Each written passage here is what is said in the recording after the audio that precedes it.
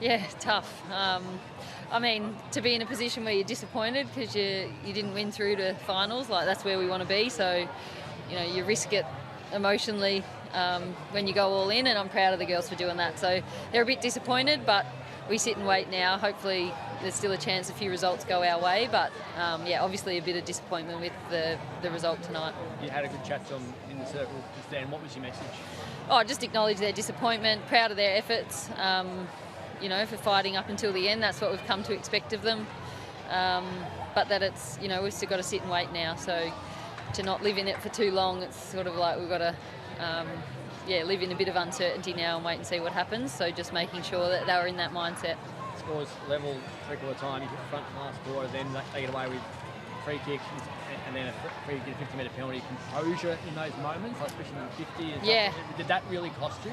Yeah, a couple of lessons in there that, they're felt when they end up, when you end up with a result like that. But I think when we look across the whole game, I thought our first quarter was really good in terms of how we built the game and just missed a few opportunities to put scoreboard pressure on.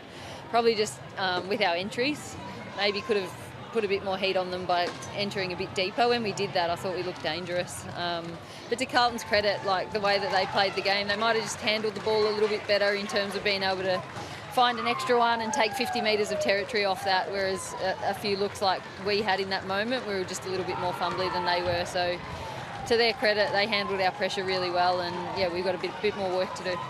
With everything that was on the line tonight, Daisy, how do you feel like the team, handled the stakes of the game at the moment?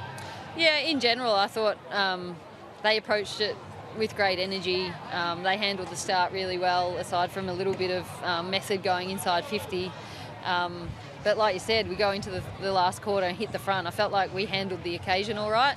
Just a couple of mistakes late in the game that we'll address, and in moments like this when they matter, that's where you do your best learning. So we're proud of our growth and that we've put ourselves in a position to be disappointed in a game like that, but I know they won't shy away from the work that's ahead.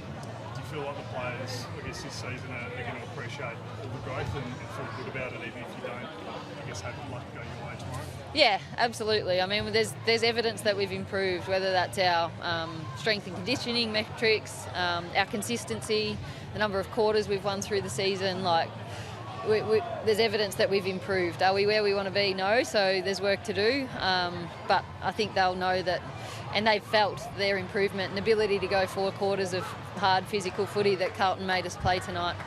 Your emotion tomorrow is going to be up and down again. Like, have you made a decision yet whether you want to sit them all in the same room and watch it together, whether they don't watch it at all, whether they go home and do their own thing? Like, it's a tough way to they watch a lot of footy together every week, so I'll let them be them and handle that how they will. We'll sort of present both scenarios as to what next week looks like tonight, and kind of put a bit of a template out for both. But we'll just wait and see. But I'm sure they're professionals. They'll handle the next couple of days and how they manage themselves pretty well.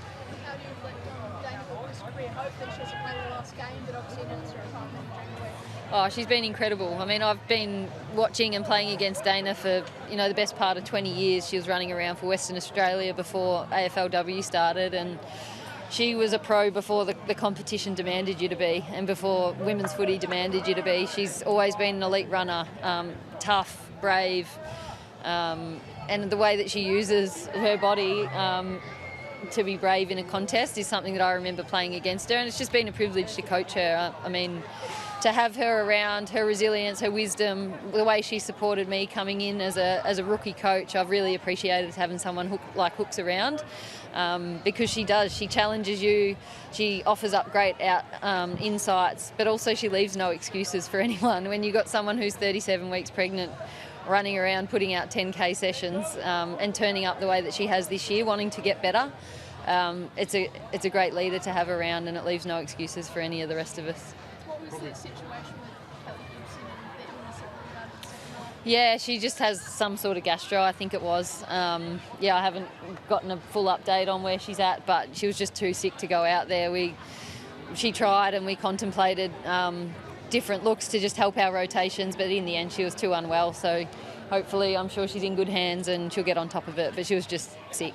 Losing her and Rach earlier in the week and Nick Weston in your main training session as well, were you still a bit blown away with how close No, not blown away, because we've really honed in on a system and developed players in roles. So we did have confidence in the team coming in, and I thought tonight we put out a really strong team that gave ourselves an opportunity. We missed a bit of execution stuff, but across the 4 quarters of the game, I thought we were in it and competitive. So, yeah, it's disappointing to have 3 players not out there that otherwise would be, but it's a great credit to our squad. You add into that Courtney Rowley, who was having a good season.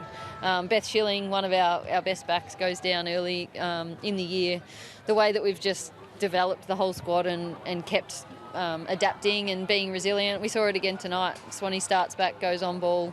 I thought Zoe Wackfer was outstanding down back. It just shows her development. So, yeah, it's disappointing for those players, but it's created opportunity for others, and it's going to make us better in the long run.